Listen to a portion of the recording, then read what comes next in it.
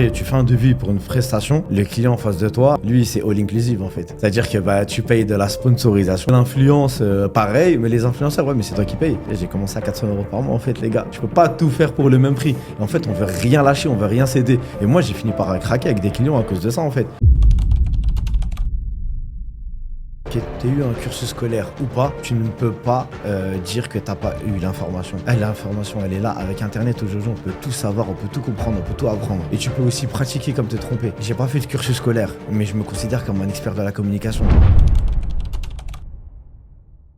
Je me suis rendu compte en fait que le fait de bouger, d'aller, de faire était le plus grand atout sur la concurrence. Parce que je sais que sur 10 personnes, il y en aura peut-être 8 qui n'oseront pas faire le pas. Ouais. Alors ne fais pas partie de ces 8 personnes sur 10 qui ne vont pas faire le pas, même s'ils ont plus de compétences que toi, plus de talent que toi, plus de moyens que toi. Le fait juste qu'ils ne fassent pas le pas, et ben ça te laisse toi l'ouverture au champ des possibles. Pour moi, il faut pas réfléchir comme ça. Il faut pas se dire, ouais, mais attends, je vais prendre un blanc, je vais prendre un renois, je vais prendre un chinois. C'est faux. Les gars, intéressez-vous au talent. C'est vrai. Tu donnais l'exemple de l'Angleterre. Aujourd'hui, quand tu vas à la City ou quand tu vas dans des boutiques de luxe, tu vas trouver un mec avec des dreadlocks comme tu vas voir une fille voilée. En fait, c'est sa compétence en fait qui t'intéresse. Si tu ne vends pas ton plat, il y a un problème. Nous, on a déjà eu des cas où, pour aller faire du contenu, les gars, ils voulaient pas sortir de bouffe. Comment tu veux que je mette en avant ton établissement si je mets pas en avant ce que tu vends? Si demain, il y avait un petit Saïf, le petit Saïf de ces années, il y a 15-20 ans, qui vient et qui te pose la question comment faire pour mettre mon petit grain de sel et réussir dans ce que j'aime, quel conseil tu lui donnerais? En réalité, personne n'est personne et chacun est quelqu'un. Quand on comprend ça, on se concentre sur notre propre personne et on se rend compte que nous sommes notre propre fonds de commerce. Retrouvez dans mon podcast des parcours atypiques d'entrepreneurs intrépides qui ont su mettre leur petit grain de sel au moment opportun pour exhauster le goût de leur vie qui leur paraissait si fade. En fait, j'ai oublié de me présenter. Je suis le seul et l'unique, le chef Hassan. Il n'y en a pas deux comme moi, comme chaque invité de ce podcast. Salam alaikum, comment vous allez? Ça va bien? Je suis très content, vous êtes de plus en plus à suivre mon petit grain de sel. Je ne connaissais pas du tout le monde de YouTube. Aujourd'hui, j'ai un invité spécial. Déjà, ça me tient à cœur parce que c'est la première fois qu'il passe derrière la caméra. Ce jeune homme, il a passé des époques par lesquelles je suis passé, que ce soit du monde artistique à la restauration. Aujourd'hui, il me fait vraiment le plaisir d'être de passage à Marrakech et de venir dans mon petit grain de sel. Cette personne, vous allez le connaître surtout par son nom, par le nom de sa société, par le nom de sa boîte de marketing. Mais là, vous allez pouvoir mettre un visage sur la fameuse boîte Grow 360. Saïf, comment ça va? Ça va, alhamdoulilah. Tu vas bien? Ouais, ça va Alhamdoulilah. super. Saïf Grow. Comme tu as dit, c'est une première. Ah, c'est une première. Et bien justement, ça va permettre aux gens de mettre un visage sur cette boîte marketing qui, au fur et à mesure des années, a continué une ascension et je souhaite qu'elle continue encore plus haut, Inch'Allah, et de pouvoir aussi comprendre ton parcours. Ouais. Et on va commencer déjà par ta présentation vraiment complète. Les gens, dans les commentaires, m'ont beaucoup demandé, m'ont fait la réflexion. Les invités qui viennent, on aimerait qu'ils se présentent de façon un peu plus complète. C'est-à-dire vraiment, voilà, après, tu ne veux pas dire ton nom de famille, tu peux dire ton prénom, et puis ton parcours, d'où tu viens, où tu es né, etc. Tu vois. Donc, bismillah, à toi. Bah écoute, tout le monde m'appelle par Saïf, donc c'est vraiment. Et aujourd'hui, je vous dis, les gars, je m'appelle pas Saïf, voilà, mon vrai prénom, c'est Mahmoud. Non, c'est vraiment Saïf. Voilà, j'ai grandi à Saint-Denis dans le 93, donc chaud, je suis un vrai petit gars du 9-3. Et mon parcours, il s'est vraiment fait autour de la communication tout au long de ma vie. Comme tu as dit, ça a commencé dans l'univers artistique, le rap, et tout. Mais t'es d'où Saint-Denis déjà? De quel coin? La plaine Saint-Denis. La plaine, ah ouais, t'es né dedans, toi, en fait. Ah ouais, parce que la plaine, on peut rappeler que la plaine Saint-Denis, c'est là où il y a tous les studios des chaînes de télé, les caméras ça. Et tout. Tu grandis en voyant Jamel Debbouze passer avec un 306K à l'époque, dans les débuts de H. Tu grandis en voyant Vincent Lagaffe passer. Tu grandis avec tout ça, en fait. Ça y est, avec Big D. Et nous, on était au collège. C'était vraiment genre notre cours de récré. Et tu voyais à tout moment, tu voyais des personnalités passer. Parce qu'effectivement, il y avait les plateaux télé, etc. Et tu regardes ça de tes yeux et t'es un enfant. Et tu te dis, vas-y, je vais grandir dans l'entertainment après. Mais t'as fait une école spéciale pour ça ou pas? Aucune. D'accord, donc... Ça a vraiment été la fin et l'envie. Donc, et la Saint-Denis, pratique. la com. Comment Ouais. tu tombes dans la com? Je te laisse.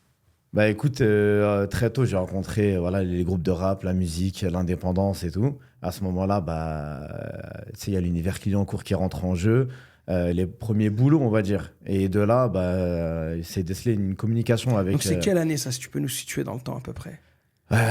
2004. D'accord, Ouais, d'accord. 2004, Les 2005. folles années de Clignancourt. C'est ça, 2004, 2005. Je rencontre Alpha 520. Là, il y a un échange profond, mais vraiment des discussions profondes qui se font dans un premier temps. Et quand je vois vraiment ce que c'est que la personne en dehors du rappeur, là, je lui dis, attends, j'ai des compétences, je sais faire de la communication. À ce moment-là, on parlait de Skyblog, de MySpace. Voilà, tu te souviens de Non, mais l'époque. attends, mais là, il y a une chose que tu n'as pas dit dans ta présentation. Mais quel âge as-tu? Quelle génération es-tu? J'ai 37 ans, je suis né Ah en 87. ouais, tu fais vraiment beaucoup plus jeune. Hein. Ah, tu trouves? Tant Ah mieux. ouais, tu fais vraiment grave plus jeune. D'accord. Tant mieux, tant mieux. Ok, t'es de, Ah non, t'es de j'ai- notre génération, j'ai alors, bossé, t'es des ouais. 80. Ouais, j'ai bossé. Ok. J'ai longtemps bossé. Et voilà, ce parcours de Donc c'est Ghetto Fab Gang, donc c'est ça. Ghetto Fab. Orozco, C'est ça, Sean, c'est ça. Alpha, Malik Bledos. C'est ça. C'était mes voisins à Clignancourt, Alpha que je connais très très bien. C'est ça. Ah, d'accord, Bah, ok. Moi, je suis le petit jeune qui était caché derrière. Et voilà, en grandissant, j'ai appris. Bon, je me suis vite sorti de la musique. Après, pour les raisons éthiques et l'univers, voilà, c'est pas un monde dans lequel je voulais vraiment grandir. Et par contre, ce que j'ai le plus vraiment, ce que j'ai découvert réellement, c'est l'entrepreneuriat dedans. À travers justement le Ghetto Fab, c'était plus l'entrepreneuriat que la musique au final. C'était vraiment c'était l'entertainment en indé, mais c'était vraiment l'artisanat C'est ça. vers lequel moi-même je me suis tourné après, parce que j'ai Ouais. pris des stands à Clignancourt, Mhm. où il y avait vraiment du vrai cash flow à l'époque. Bah, c'est ça. Parce que c'était la période vraiment dure pour le monde du disque. C'est Et il ça. y avait des gars qui étaient dans le marché, l'un des plus grands marchés opus du monde à Clignancourt, qui faisaient la razzia et qui faisaient de l'oseille. Et bah, À l'époque, t'es Truand de la Galère, Alpha 520, t'es plein de petits trucs comme ça qui, en fait, faisaient de l'oseille. Mais moi, je faisais partie de ceux qui ont vu l'épopée Clignancourt et qui se sont dit, tiens, et si j'ai ramené Clignancourt en province? Et donc de là, ça part dans des braderies en Normandie, en Bretagne, à Bordeaux, braderie de Lille, ça dort dans le camion pour vraiment... tu sais, T'étais dans les ambiances comme ça. ah ouais. Ah, mais Caméra grave. mini DV à la main. Ah, ou- mais non, même pas. Je filmais pas. C'était vraiment en mode charbon à ce Ah moment-là. ouais, vous allez auprès des clients, les Exactement. fly, C'était tout vraiment ça. un Clignancourt, mais à l'extérieur. Les dans stickers, le reste tu as de la les France. stickers, Bien sûr. les affiches et tout ça. Tout ça m'a fait dire, attends, mais si je produisais moi-même des stickers, et si petit à petit je tombe dans le monde de l'imprimerie, en me disant, ok, l'imprimerie aussi, c'est de la communication. Et très vite, je commence à me faire un petit réseau et on finit par m'appeler pour faire des stickers, pour faire des flyers. Et je me rends compte que c'est ça que j'aime en fait. Et ça s'appelait. Tu avais monté un petit truc ou tu avais un nom spécial ou... Anycom à l'époque, ça Comment s'appelait. Anycom. Anycom. Ouais, Ok, d'accord. Anycom, ça s'appelait. Ah ouais, mortel. Et Là, en fait, je découvre en même temps, parce que je sais que tu m'as dit, je savais Ouais, que... bien sûr. Mais c'est mortel. Et puis, cette même période, c'était les premières agences de loc. Tu sais, chez nous, il y a eu une vague où tout le monde a commencé à ouvrir son agence de location. Et puis là, ça y va. Logo, site internet, photo, vidéo, à répétition. Logo, site internet, photo, vidéo, à répétition. Et je deviens le gars qu'il faut appeler pour les mecs qui veulent lancer une agence de loc. Et je me retrouve et je réponds à une demande. Tu vois? Ah ouais, donc là, c'est là où tu switches, tu changes de... Et j'ai pu faire complètement dans la com. D'accord. C'est-à-dire que même quand j'ai commencé à faire vraiment de la vidéo à proprement dit, c'est la com qui m'intéressait au final. Dans tous les corps de métier dans lesquels j'ai pu intervenir, à final, la finalité, ça a toujours été la com. D'accord, donc tu as suivi, toi, alors si je crois, parce que moi, à un moment donné, j'avais coupé un peu avec tout le monde réel de ce qui se passait en Ouais, France, ouais. et j'ai vu qu'à un moment donné, donc, ça a switché. Moi, je suis de l'école, stickers, flyers, affiches, pages de pub dans les magazines, Ouais. on va dire, quand tu avais un peu plus de budget, spot radio, et ensuite, pour ceux qui ont un peu plus d'oseille, les spots télé. C'est ça. Et un jour, je n'ai pas compris moi ce qui s'est passé. J'ai vu que l'Internet, il a explosé. On est passé sur une totale autre technique de communication qui est les réseaux sociaux. C'est ça. Les réseaux sociaux, la grosse Comment période, tu ça a l'as été- vécu? Parce que toi, tu es des deux époques. Raconte-moi, ça m'intéresse, le switch. Comment? Écoute, moi, le print, j'ai plongé dedans, mais à fond, à pieds joints. Et je me suis mis vraiment, vraiment à fond dedans. C'est-à-dire qu'il n'y a pas un seul concert sur Paris qui se déroulait sans que l'affiche, elle sorte de chez moi. Pareil pour les sociétés communautaires comme les Baramobiles ou Lika Mobile ou RIA ou MoneyGram. Tout ça, en fait, tous ces papiers-là, en fait, ils sortaient de chez nous. Donc ça veut dire que tout ce qui était papier, ça sortait de chez nous. Donc j'étais vraiment focalisé là-dedans.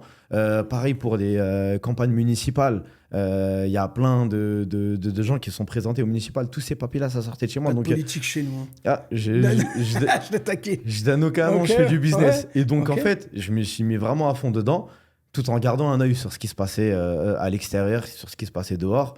Et puis là, bah, je t'apprends rien. Il y a la période 2019-2020 où tu as les nouvelles marques de street food, parce que c'est vraiment un domaine dans lequel je bossais beaucoup. Il y a une période dans laquelle il n'y a pas un seul snack en Île-de-France, voire en province, qui faisait des flyers sans que ça sorte de chez moi. C'est-à-dire que j'étais venu la personne qu'il fallait appeler pour sortir des flyers, des prospectus ou autres. Bon, il y a d'autres personnes, je ne dis pas qu'il y a que moi. Mais voilà, j'ai un sens commercial qui fait que je m'entends avec tout le monde. Et résultat, bah, je me retrouve à sortir plein de flyers, plein de flyers. Et là, tu as des gens qui commencent à dire, mais les flyers, ça ne marche plus. Mais ce qui marche aujourd'hui, c'est Instagram. On ne parlait pas de TikTok encore à ce moment-là. C'est Instagram qui commence à prendre le dessus et Snapchat. Et là, tu vois la vague, bah, si tu m'autorises à citer des noms, .bg la dalle qui arrive, et là, tu as un chamboulement réel. Je pense même que c'est eux qui ont créé ce chamboulement-là à travers les réseaux sociaux. Et c'est là où je commence à... C'est vrai qu'eux ont vraiment... Point B, en l'occurrence, moi, je n'ai pas de problème. On peut citer au contraire. Moi, tant que c'est des trucs où les frères, ils ont fait du bon boulot, on reconnaît... Voilà. En fait, moi, j'avais analysé sur cette chose-là. Alors, il y a un truc, peut-être j'aimerais bien que tu me répondes, parce que je n'ai jamais su à mettre le truc dessus. Tu avais Tacos Shake et Otakos. Je ne sais pas si tu te souviens à l'époque, qui ont commencé sur déjà cette stratégie de ramener des influenceurs ou des personnalités aux inaugurations et à offrir. Ouais, c'est Alors, ça. je ne sais plus si c'était Tacos Shake qui avait commencé, donc l'enseigne que Mokobe avait, ou c'était Otakos qui avait commencé. Otakos, avec Vargas, il y avait des inaugurations, c'était le feu. D'accord, donc grande dédicace, Patrick Pelonero et toute la bande, parce qu'ils ont fait un travail formidable. D'accord, donc c'est Otakos qui a commencé avec ce concept. Otakos avec ce concept. D'accord, parce que moi, je suis tombé dedans, alors que le premier Otakos à Paris avait ouvert dans mon quartier à Tremblay. Moi, je voyais plus, parce que c'est vrai qu'il ramenait vraiment des personnalités de ouf, Mokobe, dans ses ouvertures, notamment dans un aux Champs-Élysées. Florent Pagny, je crois, il avait ramené des... Donc moi, c'est vrai que c'est ça qui m'a plus marqué. J'ai dit, on parle d'un tacos, les gars, de milkshake. Le mec qui te ramène des superstars nationales, voire internationales. Et c'est vrai que ça m'avait marqué. Mais ensuite, j'avais vu que Point B avait switché les premiers vers ce type de... Même avec une sorte de business plan qui était d'investir dans de la com, on va dire du 25 à 30 000 euros par mois, mais le business plan était de vendre 3 à 4 entrées, qui étaient, je crois, le droit d'entrée en vente entre 15 et 25 000 euros, où en réalité, la stratégie était bonne. C'est-à-dire que tu faisais du cash flow en investissant dans le marketing. Oh, mais c'était un réel matraquage. Il y a une période où tout le monde voulait aller manger chez Point B. À travers, c'était les débuts des influenceurs, même télé-réalité ou autres, etc. C'était aussi des gars comme Salade Niçoise, où c'est des médias que... Grande dédicace à lui. C'est des médias que tout le monde regarde. Et là, t'arrives, tu vois des pubs, mais c'est du génie. Non, c'était vraiment... moi, aujourd'hui, en fait... On a utilisé un peu la même stratégie que le street marketing qui est utilisé pour tout ce qui est la musique, etc., pour la street food, en fait. C'est ça. Mais avec un truc encore mieux, parce que c'est halal, donc c'est autorisé. Et en plus de ça, c'est bon, ça fait du bien, et c'est surtout l'effervescence et puis une croissance pour le business et puis tout ce qui est l'économie de chez nous, tu vois, identitaire, comme disent certains. Ouais, c'est ça. Et donc, toi, quand tu as vu ça switcher sur Instagram, comment tu l'as vécu? Comment tu t'y es pris? Là, je commence à analyser le truc en profondeur. Je commence à me gratter la tête et je me dis, attends, les flyers, c'est vraiment fini, en fait. Ah ouais, non, mais vraiment. Et je me dis, bon, vas-y, c'est parti, je me lance. Je plaque tout et je décide de monter gros 360. Après, voilà, je m'intéresse en premier lieu au community management parce que c'était le truc le plus demandé à ce moment-là. Et donc, je réponds à des demandes de petits restaurateurs à pas cher parce que quand tu commences, bah, tu te brades et c'est normal. Et au fur et à mesure, en fait, je me rends compte que c'est le même kiff de la com qui revient. C'est-à-dire qu'aujourd'hui, je parle de community management, mais j'ai quand même envie de faire du graphisme, j'ai quand même envie de faire du motion design, j'ai quand même envie de faire de la vidéo, j'ai quand même envie de faire des flyers, je continue. Tu vois, et tout ça, j'ai quand même envie de faire des sites web. Et c'est ça qui a fait que c'est passé de gros à gros 360 parce que j'ai eu envie de créer une entité dans laquelle il y a tous les corps de métier qui se réunissent. Et aujourd'hui, chez nous, il y a un graphiste, il y a des motion designers, il y a un développeur web, il y a des chefs de projet, il y a des community managers. Et en fait, on répond vraiment à tout ça. Et voilà. Et gros, ça veut dire quoi pour ceux qui sont pas... Ouais, c'est la croissance. C'est la croissance. C'est un mot que tu as dit tout à l'heure. Avec ça. Tu vois, c'est un mot que tu as dit tout à l'heure, c'est la croissance. Et je voulais un mot qui se retient en une fois, facile à prononcer. Gros, chez nous, c'est un mot gros, c'est commun. vrai, ça fait une double identité. C'est ça. Et alors, dis-moi, moi, j'aimerais une anecdote. Ta première vidéo que tu as fait pour un client quand tu as switché dans le monde du community management et des... Bon, il n'y avait pas les réels encore avant, mais on va dire les vidéos à réaliser pour un client dans la street food. C'est laquelle? Tu t'en souviens ou pas? Je vais revenir à avant ça, en 2011-2012, et je décide de proposer de la vidéo et je tape à plusieurs portes. Sans citer de nom, je tape vraiment à plusieurs portes, donc on ne parle même pas des marques qui cartonnent maintenant. À ce moment-là, il y a Chicken Spot qui me dit « Ok, nous on veut un spot vidéo » et je réalise mon premier spot vidéo à ce moment-là en fait. Et je donne un prix comme ça, je prends des comédiens que j'ai ramassés. T'avais affaire au Big Boss ou... Ah ouais, vraiment. D'un coup comme ça, je me retrouve... Navid, c'est son fils, un de mes amis. C'est ça, j'ai Navid à ce moment-là et son père. La première halal, comment on dit... chaîne. La première chaîne de halal en France depuis 2004. C'est ça. D'accord, donc tu as réalisé un spot. Et j'ai mangé je suis le premier à avoir mangé dans le premier chicken spot qui a ouvert à Paris. C'est te dire. Genre, je bossais dans la boutique d'à côté. Le jour de l'ouverture, je suis parti taper. C'était lequel? Dans le 17e, d'accord, avenue de Clichy. Le riz et tout, je m'en souviens là-bas, j'allais manger là-bas. Et tu leur fais une vidéo. Et là, ils me disent, OK, on veut un spot vidéo, mais il faut le voir, le spot vidéo. Il y a un plan avec un cadreur où tu vois l'autre cadreur derrière, etc. Donc, tu veux une anecdote, ça c'en est une. Quand je la revois la vidéo, je me dis, mais c'est mal calibré, c'est pas étalonné, c'est mal ci, c'est mal ça. Et je repense au comédien que j'ai ramassé dans la rue ce jour-là. C'est des... Chicken Spot, le premier essai, donc en vidéo. Ouais, à l'époque, Et puis, alors après, derrière ça, donc... Bon, je sais que c'est pas... Parce que là, on parle comme ça, mais c'est pas facile. Non, c'est pas un métier pas facile. Moi, ce que j'ai vu de mon analyse personnelle sur Grow 360, c'est que aujourd'hui, en tout cas en analysant, ça me rappelle un peu le même...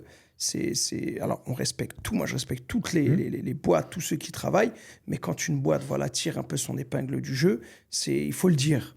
Alors... J'ai analysé, ce que je suis en partenariat avec beaucoup de chaînes de restaurants, même si je ne le dis pas sur les réseaux. Je vois un peu tout ce qui se passe. Et dans toutes ces entités, vous me rappelez un peu la même analyse que je fais moi sur la sauce Nawels. Nawels est arrivé un des premiers dans les sauces en France. Il a cartonné. Ensuite, il y a plein de sauces qui ont émergé et puis qui ont pris des parts de marché. Mais à un moment donné, Nawels est revenu en premier. Je prends un exemple comme j'aurais pu prendre un autre exemple. Moi, j'ai analysé sur Grow 360 ces dernières années. Donc, vous étiez là, vous êtes encore là, mais encore plus puissant. Alors qu'à un moment donné, on pouvait voir d'autres boîtes qui étaient à la mode. C'était pas Grow, c'était une autre boîte, et une autre boîte, et une autre boîte. Mais au final, au fur et à mesure de ces années, je me dis, Saïf, ce qu'il a réussi à faire, et qui est le plus intéressant dans tout business, c'est pas d'être le meilleur, c'est d'être le plus constant. Mais si je dois vanter un truc chez nous, c'est vraiment pas d'être les meilleurs. Et franchement, je dis vraiment ça en toute humilité, mais je le pense vraiment, vraiment, vraiment. Et respect même aux autres boîtes qui font des contenus incroyables, qui sont même meilleurs que nous. Mais s'il y a un truc, il y a un fer de lance, c'est quelque chose qu'il y a chez nous, où je sais que tu ne trouveras pas ça ailleurs, c'est vraiment notre implication. Aujourd'hui, je me considère vraiment comme l'avocat de mon client en fait, dans le domaine de la communication.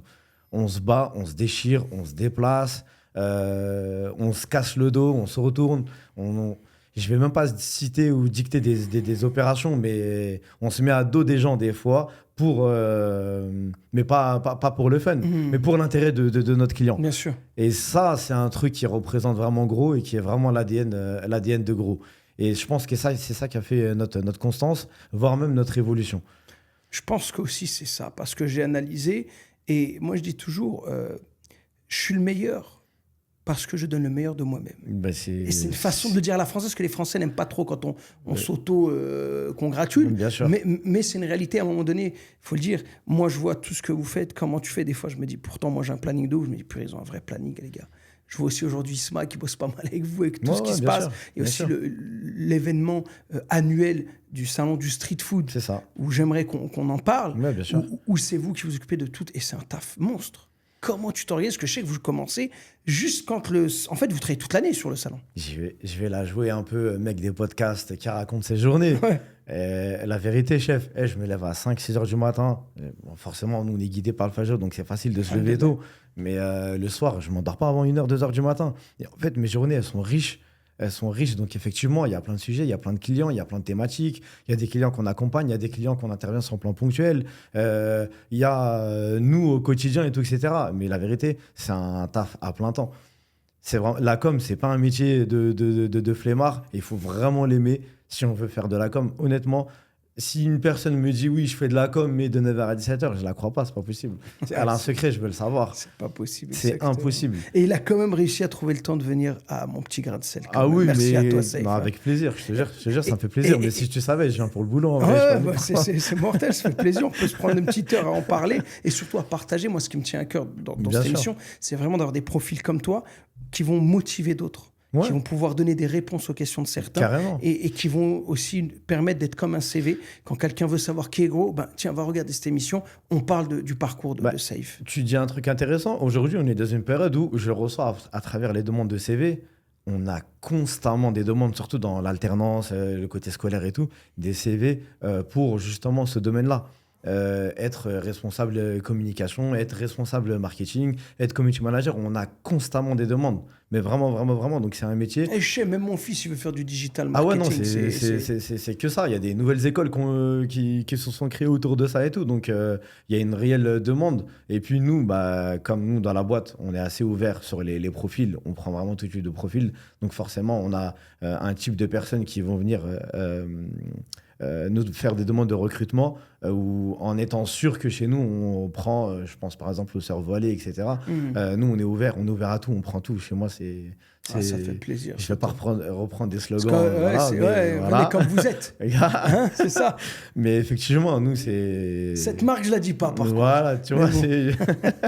Venez comme vous êtes. Alors, comment C'est maintenant le talent qui prime. comment le choix il s'est fait pour Gros 360, pour le partenariat du salon du street food qui devient un rendez-vous annuel pour tout le monde, où franchement, les gars, ils ont fait un bon boulot sur ce sujet-là. Comment ça s'est fait? Parce que ça, c'est pas depuis le début que vous êtes... C'est vous depuis le début qui faites la com, non? Non. Vous avez pris un stand franchement, à la base, je crois. c'est pareil. En fait, Moi, je crois au deuxième, je t'ai rencontré, au deuxième salon. moi, je crois que chaque client, je peux te raconter une histoire en fait autour de Bah, ça. raconte-moi celle du street Alhamdulillah. food. Le salon de la street food, la première édition, c'était le début du Covid. Est-ce que tu t'en rappelles? Ouais, tu mettais pas de casquette. Voilà, j'ai vu tes podcasts. Tu mettais pas de casquette, j'en souviens. Le début du Covid, je pars pour un petit week-end avec des amis, je les amène chez moi dans mon village au Bled, on est 10-15 personnes, on atterrit à Tunisie, c'est l'aéroport. Ouais, on atterrit à l'aéroport, je fonce, je prends une voiture, un taxi, j'ai plus un Uber, je fonce direct à Port-de-Champéret. C'est la première édition du salon de la franchise Halal. C'est comme ça que ça s'appelait.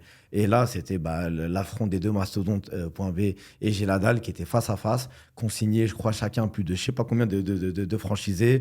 Il y avait Chicken Street aussi qui était présent à ce moment-là. Et moi, j'y suis en fait en spectateur. Et je regarde, je me dis, mais c'est génial en fait ce qui s'est passé là. Moi, je bossais dans une boîte à ce moment-là, donc j'étais vraiment imprimeur, comme je te disais tout à l'heure. Et je retourne et je vais voir mon patron. Je dis, mais en fait, il faut exposer dans ce salon. Ce salon, il est dingue.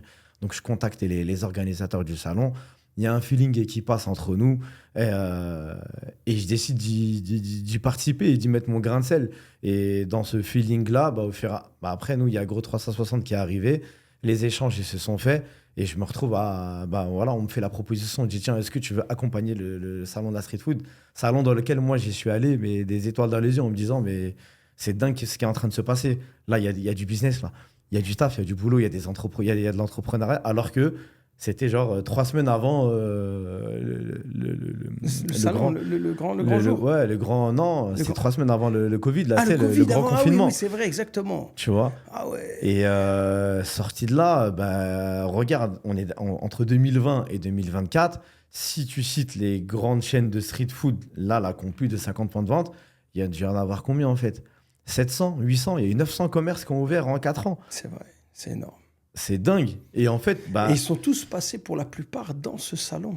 Ouais, bien sûr. Et on voit des nouvelles marques émergentes aujourd'hui Ouais. qui sont maintenant les nouveaux exposants, parce que Bah j'ai pu oui, voir la liste du prochain carrément, salon. carrément. Et on va suivre leur développement. Où aujourd'hui, moi-même, dans mon consulting, Ouais. ce que je dis à certains clients, c'est que l'année prochaine, je veux te voir au salon du street food Mais c'est ça. pour vendre des points de vente. En fait, c'est trop important. Et honnêtement, j'incite vraiment sur ce sujet-là. Et j'adresse un message vraiment à tous les gars qui veulent prospérer, en tout cas qui veulent s'ouvrir des portes. Ce salon-là, il est trop important, en fait. Exactement. Il ouvre vraiment, vraiment des portes. On le dit, c'est quand? C'est quelle date? Les 9 et les 10 novembre au prochain. D'accord, donc Ouais. 2024. C'est ça. C'est C'est la 5e édition. On a agrandi l'espace. On a 8000 m². Ça va être grandiose. Franchement, ouais. Plein de surprises. Il y a Hein. plein, ouais, grave. Eh ben, ça va être Grave, top. grave, grave. Bah, franchement, là, tu as répondu à ma question. En fait, c'était par le travail, par le sérieux, encore une fois, Ouais. qu'ils vous ont choisi comme partenaire. Et aujourd'hui, voilà. Aujourd'hui, moi, ce que je vois, par contre, c'est que vous êtes vraiment partenaire de gens vraiment... alors moi, je vois même des gens improbables. Moi, quand je vois que tu es aussi community manager de mon pote Adam, Ouais. Maison Azalée, Ouais, bien sûr. même les pâtisseries maintenant. Ouais, ouais, bien sûr. Donc c'est là qu'on voit que ton service que tu proposes en tant que boîte de communication, il match vraiment avec tout le monde. Après, il y a le feeling, ça joue beaucoup aussi. Hein. C'est vrai. Avec Adam, on s'est vite entendu. On se connaissait pas il y a quelques mois. On s'est vite entendu. Et quand tu t'entends bien avec la personne et que tu sais, tu tombes sur un artisan pâtissier qui se déchire du matin au soir sur son projet, tu as envie de le booster en fait. C'est vrai, c'est vrai. T'as envie de. Mais il y a une d'apporter. autre chose à prendre en compte, c'est que, et ça j'aimerais vraiment ton analyse à toi, parce que je pense qu'elle sera plus pertinente que la mienne, sur, sans langue de bois, sans dire les chiffres, hein, comment, on va dire des chiffres après ce que je veux, des Ouais. chiffres, moi je suis à l'américaine, Ok. c'est l'évolution que tu as eue, parce que tu as dû souffrir de ça, parce qu'on le connaît dans notre microcosme et notre communauté, c'est dur que les gens aient cet automatisme d'avoir un budget dans de la communication. Oh ouais, Ça, tu as dû souffrir de ça. Moi, je vois que ça se lâche un peu plus, même moi dans mon domaine de consulting. Tu viens de tirer un vrai sujet. Voilà, aujourd'hui, mais ça a switché, parce qu'à un moment donné, moi, je vois les clients que tu as, et puis d'autres boîtes de com, les Bien clients sûr. qu'ils ont, c'est qu'à un moment donné, comment tu as senti et quelle est la réponse à ce fait qu'ils aient pu mettre la main à la poche?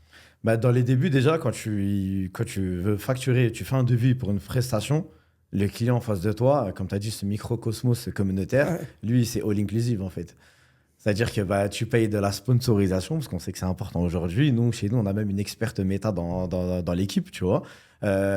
L'influence, pareil, mais les influenceurs, ouais, mais c'est toi qui payes.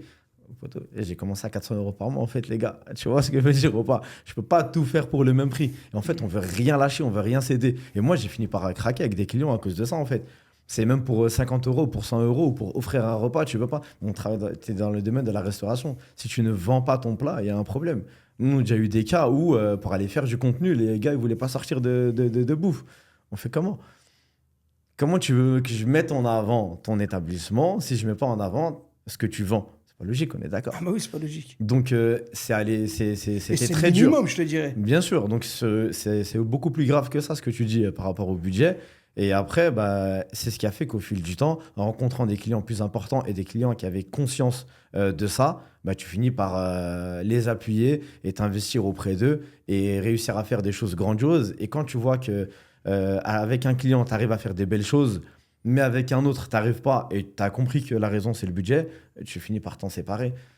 Ouais, et puis Tout naturellement, je en suis fait. tout à fait d'accord avec toi. C'est-à-dire que je regarde même plus aujourd'hui combien nous on est payé, je regarde qu'est-ce que vous me donnez pour que je réussisse Travailler. à faire et à aboutir à quelque chose. On peut te faire un plan de campagne, on veut faire des grosses campagnes, on tient à les faire, mais donnez-nous la capacité de le faire. C'est vrai, Et- surtout des boîtes où il y a un peu d'argent et tu te dis c'est dommage que les gars ils misent pas. C'est ça. Après, il y a un autre type de clientèle. Aujourd'hui, je rencontre des entrepreneurs qui sont là depuis pas mal d'années, dans lesquels, eux, effectivement, on les a vraiment blagués sur l'aspect budget. Et moi, j'arrive à corriger un peu ça en les convainquant qu'en fait, il n'y avait pas besoin de dépenser autant. Donc, je suis très transparent à ce niveau-là. Mes équipes, elles sont formées autour de ça aussi. On n'a pas la culture de la gratte de voir. T'es pas un braqueur, quoi. Non, Moi, c'est comme je dis, après, c'est Non, c'est franchement, important non. parce qu'en fait, c'est là où tu as le. On est un peu comme des funambules dans la vente de services. ouais, c'est ça. Parce que moi, c'est pareil. Aujourd'hui, je suis dans le consulting. Il y a des clients, on a à peu près les mêmes clients. Ouais, je veux refaire ma carte, je veux faire ma formation de mes gars. Et tu te rends compte qu'ils sont tombés sur un chef qui n'était pas un chef ou quelqu'un qui les a formés, Ouais, c'est mais ça. pas comme il faut, C'est qui a ça. pris beaucoup d'argent. Et toi, tu arrives, tu dis, bon, je peux pas le braquer, mais je dois lui dire qu'il s'est quand même fait avoir un peu. C'est Et ça. aujourd'hui, alors, il faut, comment tu fais pour maîtriser ça? Parce que c'est une équation de ouf. Parce que tu arrives, tu récupères un client qui était chez un autre, faut pas froisser le travail des autres non plus. Non, Faut pas, on bien n'est sûr. pas là pour ça. Par contre, il faut que tu montres que nous, avec le même budget, voilà ce qu'on peut te faire. C'est ça. Et on n'a même pas besoin d'aller jusqu'à tel budget. C'est ça. Et derrière, tu te retrouves dans une aventure qui est un peu difficile parce que tout dépend aussi de la personnalité de ton client. Et moi, je sais qu'un jour, Bah. tu m'as appris une chose, Ouais. et ça, je bien aimé avec Jody, une grosse dédicace à lui, c'est que vous avez une règle un peu chez vous, c'est que on n'a pas le temps de se prendre la tête. Ah ouais, mais grave. Ça veut dire, même si. Parce que ça, je l'ai vu, hein, je l'ai vu avec vous, j'ai analysé, hein, parce que même si des fois je suis là, je suis un mec, moi, du marketing à la base, hein, on vient du Bien même sûr, monde, la bien musique, sûr, où j'ai bien fait sûr. que du marketing Ouais. sur les projets. J'analyse, je me dis, OK, si les mecs, ils arrivent à dire tel client, même s'il serait intéressant de l'avoir dans notre CV, même s'il donne de l'oseille, et même si. On peut pas. C'est vrai. Parce qu'il y a trop de prise de tête. Moi, je suis arrivé aussi à ce stade-là. C'est-à-dire de dire.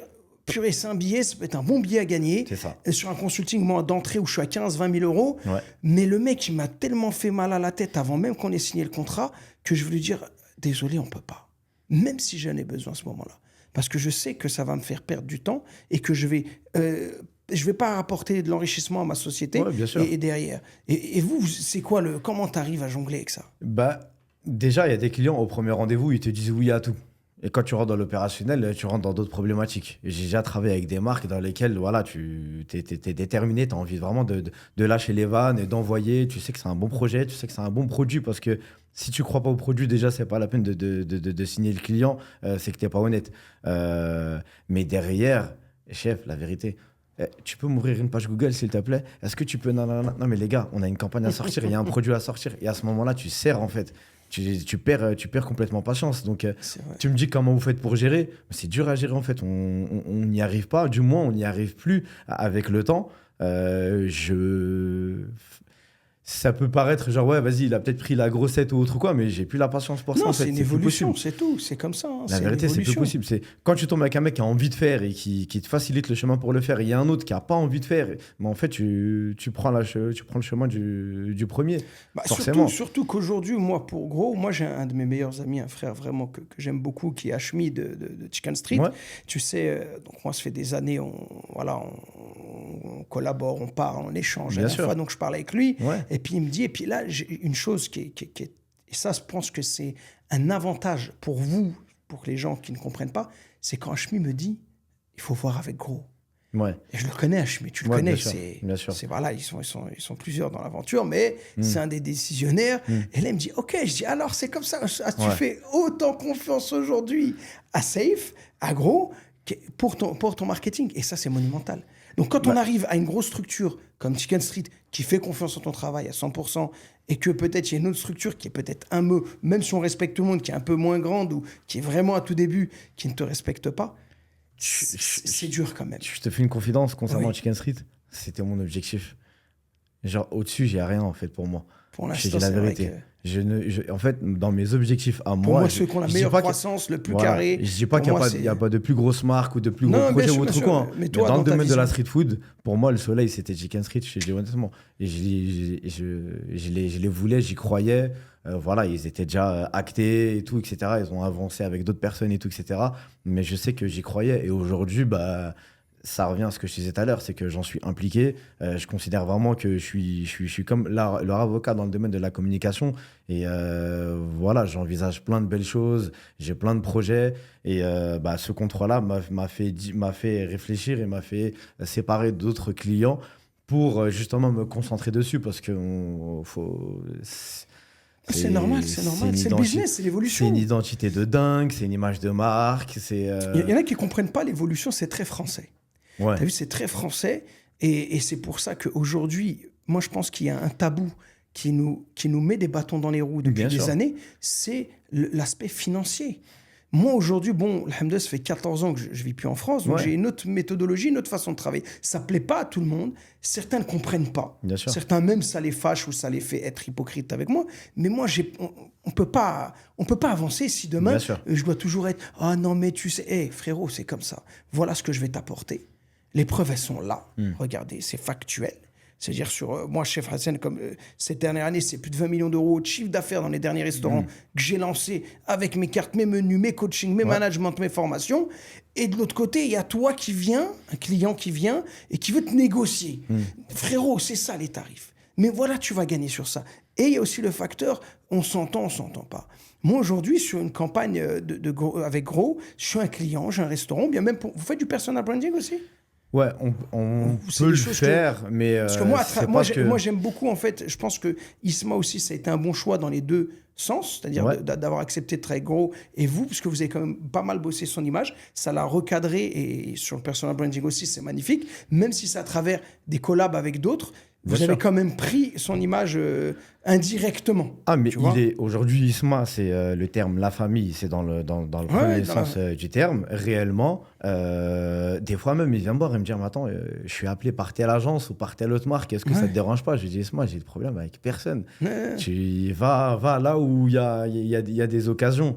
Moi, quand je ramène aujourd'hui une activation à Isma, c'est même plus pour de la restauration. Ça va être des projets comme Canal+, ou ça va être du MoneyGram, etc., comme tu as pu voir. Oui, bien sûr. Et je cherche plus à le valoriser là-dedans, en fait, que de lui ramener un énième restaurant. Je suis gêné des fois de lui demander d'aller faire un resto pour donner la force à quelqu'un ou à un restaurateur, parce que j'ai conscience de son impact. Ouais, donc, ensemble, on s'amuse sur le salon de la street food. On a la chance que les propriétaires nous font énormément confiance sur ce dossier-là. Mais en soi, Isma, c'est un lien fraternel, à proprement dit. Ouais, mais c'est quand même un beau travail qui a été fait. Déjà, lui, parce que je le connais très très bien personnellement. À un moment donné, je ne savais plus trop comment s'y prendre, parce que c'est vrai qu'à un moment donné, quand le buzz il vient, tu ne sais plus comment t'y prendre. Et on peut pas travailler tout seul. Bien sûr. Sur notre image, sur ça. Moi-même aujourd'hui, je dois travailler avec des collaborateurs pour certaines choses, que sinon on est perdu. Et j'ai vu que quand il est venu avec vous, ça s'est fait naturellement. Et l'évolution en un an, là, elle est magnifique. Moi, je trouve que c'est super sympa. On est au même endroit, on échange, on se partage, on se confie. Donc, forcément, regarde, tu remarqueras, à chaque fois qu'on se voit, là, la conversation qu'on a là, elle peut durer 4 heures.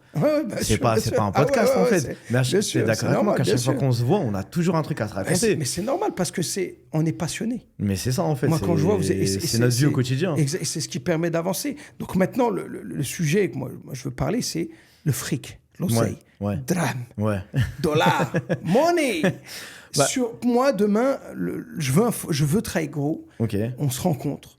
Ça match. J'ai un restaurant. J'ai pour prévision d'ouvrir plusieurs restaurants. Quels sont les forfaits qui me seront proposés et combien le budget minimum il me faudrait, et il me raconte pas des noms, mais je vais sans être pile dans les budgets ou les budgets que les clients donnent. Enfin, tu vas en être fier, en même temps je vais te décevoir. Aujourd'hui, je suis plus en capacité de prendre les petits restaurants. La vérité, aujourd'hui, c'est soit je prends une chaîne, et j'ai même envie de te dire, j'ai même limite plus envie de prendre de chaîne à proprement dit, parce que je vais vraiment me concentrer sur ce qu'il y a là-dedans. Par contre, je parle d'accompagnement et de suivi. Je parle vraiment de ça. Par contre, pour des campagnes, là oui, je suis ouvert. Effectivement, je peux te proposer une campagne complète avec tout ce que ça inclut. Sur un délai de combien de temps? 3 mois, 6 mois, 1 an, selon toi et ta capacité aussi, tes objectifs et ta capacité financière. Donc la campagne, elle revient à quoi comme service? La communication en elle-même à travers les réseaux sociaux, forcément. Community management. C'est ça. La création de contenu qu'il y a autour de ça. La production audiovisuelle, je différencie de la création de contenu type réseau. Parce on fait vraiment de la vidéo parfois un peu poussée. La partie web, site internet, comme je dis ça et tout, on a des corps de métier en interne. La sponsorisation, c'est pareil. Donc on te donne un budget aussi où tu le rajoutes au... C'est ça. L'influence, c'est pareil. Aujourd'hui, on a la chance, je pense que sur ces 3 dernières années, je peux peut-être me vanter de dire que j'ai un des plus gros réseaux d'influence de France, parce que je travaille avec tout le monde, en fait. C'est vrai. Je ne suis pas une agence d'influence. On m'a souvent catalogué là-dedans, respect à toutes les agences d'influence, et du coup, je bosse avec toutes les agences d'influence, tout comme je bosse avec tous les influenceurs en indépendant aussi. D'accord, yes. Donc, ça veut dire que je ne sais pas si tu es au courant, mais il y a 2 ans, on a fait un événement dans lequel on a réuni plus de 250 TikTokers dans le même lieu. C'était pour quel c'était un food court dans le 77. Ça a été... on l'avait appelé genre le plus gros rendez-vous TikTok, je crois, ou à ce moment-là. Okay. Donc, on est en capacité de faire. Tu veux envoyer une vague TikTok, on a le réseau pour. Non, je vois ce que tu m'invites à plusieurs événements, où je vois les potos, que ce soit Larry Deadstock, que ce soit Isma, que ce soit un autre. Et je trouve ça super sympa. Bah, moi, voilà, nous, on aime bien voilà, rentrer dans l'ADN des créateurs avec lesquels on bosse et de respecter leur ADN. Donc, forcément, aujourd'hui, oui, tu as donné un exemple, Larry Deadstock. Si tu fais appel à Larry Deadstock, c'est pour le laisser faire du Larry Deadstock. Bien Comme sûr. toi, c'est pareil. Comme Isma, c'est Exactement. pareil. Comme je parle des TikTokers les plus jeunes, c'est la même chose, tu vois. Mais donne-moi du price. Je veux des prix, je veux de l'oseille, je veux que ça parle de rond. Parce Bah- que combien un prix d'entrée, un exemple.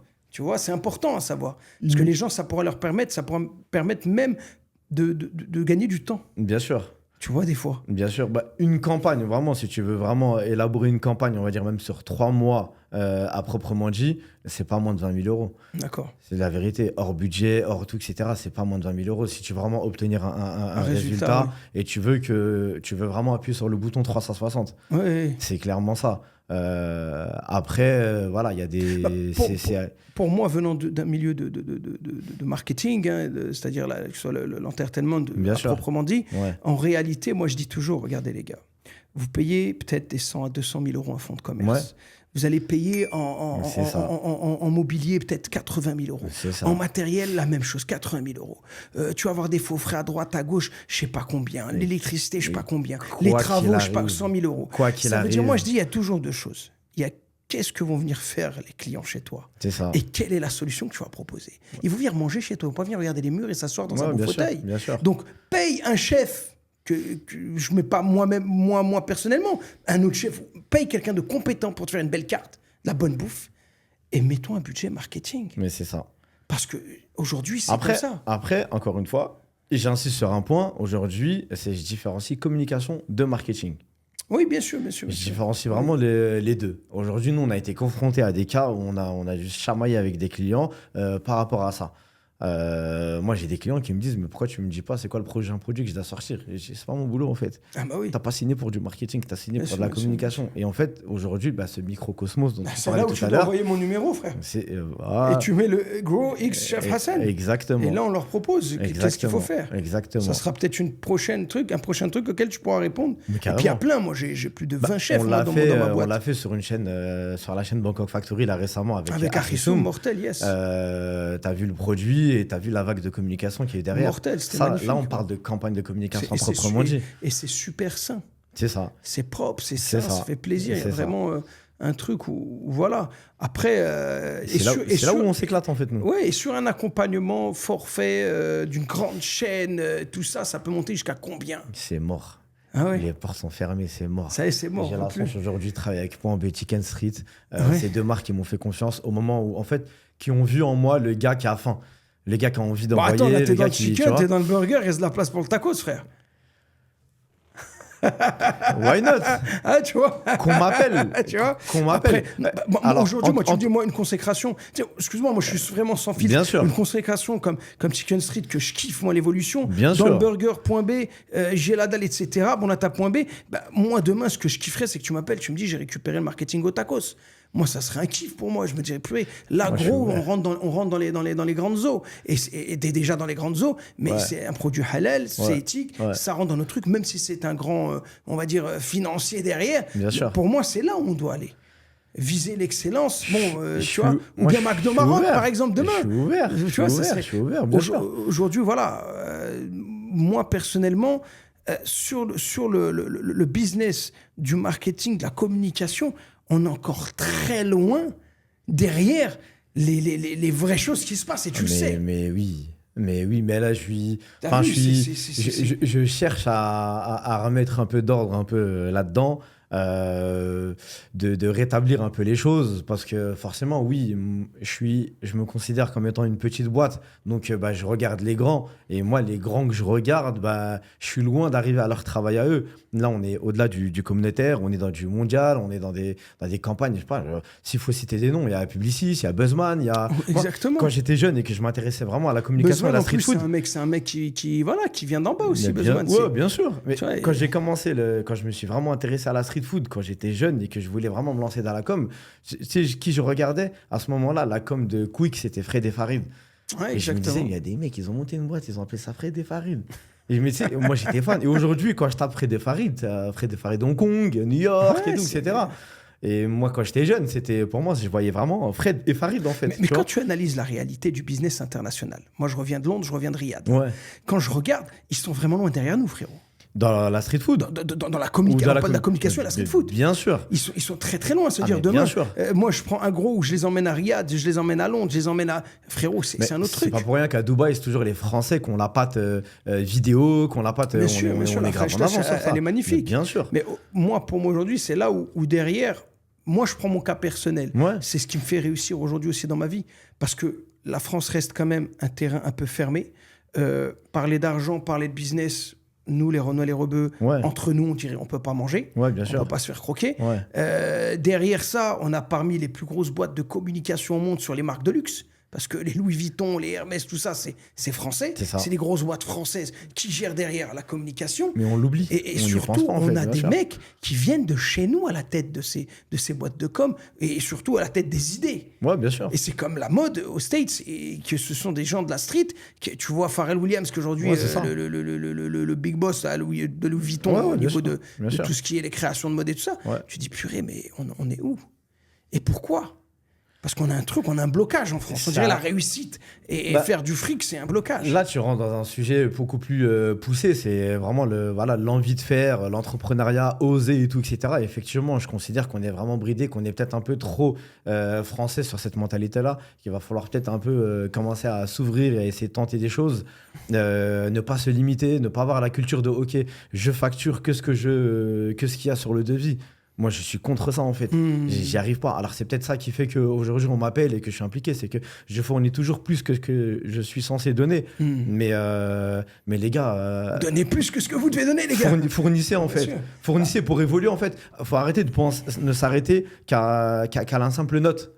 Pense à ce qu'il y a après. Tu vois ce que veut dire ou pas? C'est comme un serveur dans un restaurant. Aujourd'hui, c'est le service que tu fait que le client il revient. On est d'accord ou pas? Est-ce qu'il n'y a pas un plafond de verre, tu vois, sur le fait que... Parce que on va même aller plus haut. Hein. Est-ce qu'il n'y a pas un plafond de verre parce qu'on est Rebeux, Renois, issus de la street, qu'il ne faut pas trop nous payer non plus? Ou parce qu'on est éthique aussi? Mais entre nous, déjà, venons, on se paye. Oui, ça c'est une chose. Il n'y a même pas besoin d'aller chercher plus loin. Ça, c'est une chose. Mais excuse-moi, je vais être vraiment sans langue de bois, mais parce que l'autre, il a une dégaine européen, occidentale, lui, je vais lui donner... Mais parce que toi, t'es une beubare, t'es un refrain, tu viens de la cité, je peux pas te donner le même oseille. Intra-communautaire? Oui. Éclair, je te le dis véritablement. Alors que moi, je sais qu'un Saïf ou un Chef Hassan ou un n'importe, il a plus d'impact, il a plus de savoir-faire. Il y a toujours ce fantasme de, allez, vas-y, moi, je vais prendre une boîte parisienne, moi, je vais prendre des Français. Les gars, arrêtez. Mais même nous, malheureusement, dans notre communauté, on va embaucher des Français ou des gens, des pures souches, pour se légitimer et pouvoir dire, regardez, on a ça. Ouais, mais c'est même en dehors de ça. La vérité, des fois, il y a des contraintes qui viennent où t'as cette culture de dire, bon, vas-y, mais on n'est pas organisé, on n'est pas si. Mais en fait, on se dévalorise tellement trop et on se le répète tellement constamment qu'à un moment donné, j'ai l'impression qu'on finit par y croire, alors que c'est une erreur. Pour moi, il ne faut pas réfléchir comme ça. Il ne faut pas se dire, ouais, mais attends, je vais prendre un blanc, je vais prendre un Renoir, je vais prendre un Chinois. C'est faux. Les gars, intéressez-vous au talent. C'est vrai. Tu donnais l'exemple de l'Angleterre. Aujourd'hui, quand tu vas à la City ou quand tu vas dans des boutiques de luxe, tu vas trouver un mec avec des dreadlocks comme tu vas voir et puis voilé. En fait, c'est sa compétence en fait qui t'intéresse. Et c'est ça en fait le modèle américain, le modèle Google, le modèle Apple. C'est peu importe ta dégaine en fait. Qu'est-ce que c'est exactement ce qui m'est arrivé. Moi, les CV, je les reçois, je les lis même pas en fait. Dis-moi ce que tu sais faire en fait. C'est vrai. Mais c'est ça aujourd'hui. Quand je fais un entretien, les gars, je leur dis, ok, t'as appris ça à l'école, mais sinon à côté, tu fais quoi? Principalement, je parle des vidéastes, des monteurs-réalisateurs et des graphistes. Vraiment, tu vois, c'est ok, t'as fait tel cursus scolaire, mais qu'est-ce que t'as pratiqué à côté? Tu vois ce que je veux dire? Est-ce que tu as déjà fait des clips, des mariages? Est-ce que tu as fait des montages, des graphismes? Est-ce que tu as un statut d'entrepreneur à côté? Lui, ce profil-là, il m'intéresse parce que lui, il a vraiment... l'amour de la chose et il fait. C'est ça. Moi, c'est ce que je dis à mon fils, je te reparle, et il me dit, ouais, je vais faire digital marketing. Je dis, tu fais quoi à côté? Ouais. À part l'école à vol. Ouais, c'est ça. Tu fais des flyers, tu t'intéresses à quel logiciel c'est important. Ouais, c'est vrai. Aujourd'hui, en vérité, on travaille avec des gens. Ouais. La majorité, ils n'ont pas de diplôme dans ça. Ouais. La majorité, c'est des autodidactes. Ouais, c'est vrai. C'est des passionnés. Qui ont acheté leur première caméra tout seuls, qui ont dû la rentabiliser. Et dans la cuisine, bon, moi, dans la gastronomie, c'est autre chose. Parce que Ouais. si tu n'as pas fait l'école, tu n'as pas appris les bases, ça va être très dur de connaître tes classiques. Dans la street food, c'est autre chose. Tu as des mecs qui étaient chauffeurs de bus à l'ancienne, qui sont devenus plaquistes dans un snack et qui sont payés 15 € de l'heure, 20 € de l'heure aujourd'hui, parce que c'est des tornades, les gars, à la plaque. Mais tu vois, c'est... mais aujourd'hui, tu peux pas, c'est-à-dire que tu aies eu un cursus scolaire ou pas, tu ne peux pas dire que tu n'as pas eu l'information. L'information, elle est là. Avec Internet, aujourd'hui, on peut tout savoir, on peut tout comprendre, on peut tout apprendre. Et tu peux aussi pratiquer comme te tromper. J'ai pas fait de cursus scolaire, mais je me considère comme un expert de la communication. Mais clairement, aujourd'hui, tu vois, c'est... Ah bah c'est prouvé, hein, avec tout ce que tu fais, tout Voilà. ça, c'est comme ça. Mais j'apprends continuellement. Aujourd'hui, ne serait-ce que dans l'univers réseaux sociaux, l'évolution, elle est constamment, en fait. C'est-à-dire que la tendance d'aujourd'hui, peut-être ce soir, elle ne l'est plus. Mais c'est Donc parce tu qu'à dois- un moment donné, je pense que tu as, et c'est le thème de l'émission, que tu as su mettre ton petit grain de sel. C'est ça. Je pense que tu nous l'as expliqué tout à l'heure au Ouais, moment c'est ça. du switchage, quand tu es revenu de Tunisie pour le salon du street food, Ouais, c'est ça. où tu as eu la vision de dire « Waouh, c'est là, les gars, Bah que voilà, ça se c'est passe. ça. » Parce que là, tu me dis ça, moi, je te prends, j'ai fait l'école, j'ai fait le cursus 15 ans de gastronomie française à Ouais. Paris, des Ouais. restaurants étoilés, tout ça, mais c'est pas ça qui m'a fait réussir Ouais, au bien final. sûr. Parce qu'à chaque fois, j'arrêtais, ça me cassait les pieds. C'était un métier super dur, la restauration. C'est le jour où j'ai dit, je veux vivre de ce que j'aime comme je l'aime. Ouais, mais c'est exactement C'est là où on ça. a galéré un peu. C'est ça. Mais aujourd'hui, alhamdoulilah, on arrive à tenir, on va Ouais, dire, alhamdoulilah, c'est une sûr. vitesse de croisière. C'est sûr. Et aujourd'hui, moi, en tout cas, quand je vois Grow, je vois tout ce qui se passe, l'effervescence, moi, je veux que dans 5 ans max, Grow elle soit vraiment une boîte de communication, mais je veux les voir loin. Tu vois, là derrière, je vois le bouquin Hermès, tu vois, je veux vraiment, et je pense qu'en continuant comme ça, il y aura il y aura un truc naturel qui va se faire.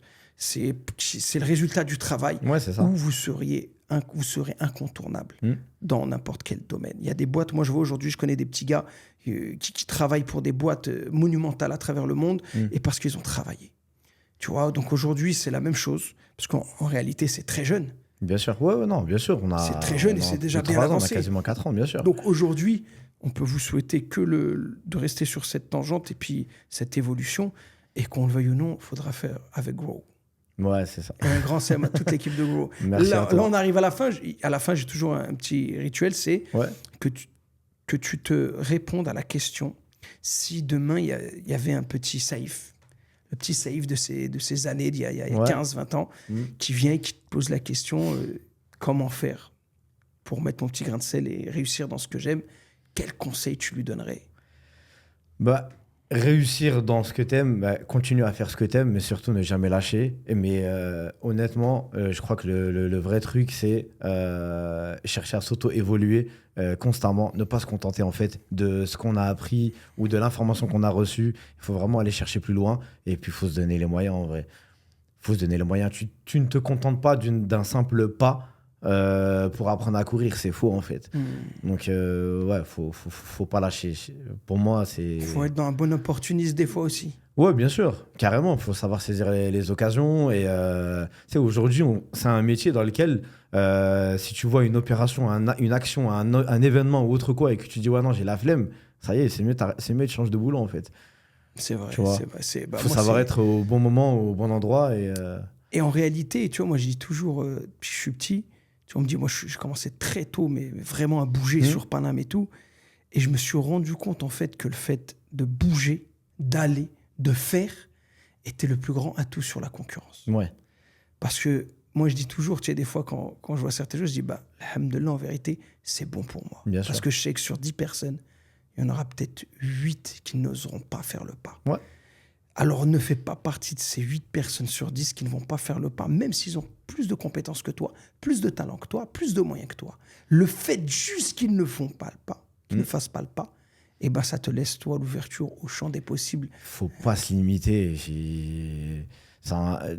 Tu sais très bien, on a tenté plein de choses. Il y a des trucs que tu as fait que tu as foiré. On n'a même pas tout cité, tu vois. Oh, bien sûr, bien sûr. Avant qu'on commence l'interview, on parlait de boissons énergisantes. Ouais. Un matin, je me réveille, je dis vas-y, viens, je lance une boisson, c'est la mode. Tu vois ce que je veux dire ou pas? Des t-shirts, on en a fait, tu sais très bien. Des marques, on en a fait, tout ça. Donc pour moi, il faut se limiter à rien. Chaque truc, en fait, chaque action, elle mène quelque part. Tu vois, et il y a une phrase que je répète tout le temps, c'est notre pire ennemi, c'est rien faire. C'est vrai. Si je dois m'arrêter sur ça, je pense que. Voilà. Exactement. Bon, en tout cas, c'était un plaisir pour moi de t'avoir. Mais carrément, T'as même vu, moi, ça, ça m'a. je sais que c'était une première pour toi. Moi, ça Mais me fait grave. plaisir. Et puis voilà. Et puis aujourd'hui, on continue, on fait. C'est ça. Make, voilà, faire. Faut C'est ça. faire. Aujourd'hui, moi, je vois l'évolution du business, de la street food, de la food, dans la communication. On a besoin de vous. On a besoin de petits gros Bien qui sûr, arrivent derrière, bien sûr, mais ouais, qui ouais. iront beaucoup plus loin que nous-mêmes Bien sûr, aujourd'hui où bien est-ce sûr, qu'on est. bien sûr. Il y a- Et puis voilà. Donc moi, en tout cas, c'était un honneur. Et voilà, comme tu l'as dit, le pire ennemi, c'est de ne rien faire. C'est ça. Alors faites. Alors je vous remercie d'avoir regardé cette émission. Je pense qu'on a même tellement parlé. On avait encore tellement d'autres choses à dire. On fera un épisode 2 avec Saïf, Inch'Allah. Avec plaisir. En tout cas, voilà, comme on dit, partagez à tous vos amis. Abonnez-vous, dites-leur de s'abonner pour un contenu qualitatif comme vous avez pu assister aujourd'hui dans cet épisode. Et mettez le pouce, mettez un commentaire, ça coûte rien du tout. Ça donne de la force. Et pas pour moi. Moi, c'est mon petit moment à moi, mon petit grain de sel. Mais donnez de la force à ceux qui ont besoin de voir cette émission. De prendre les conseils aujourd'hui d'une personne comme Saïf ou de Chef Hassan. OK ? Donc, on se retrouve au prochain épisode. Merci à vous.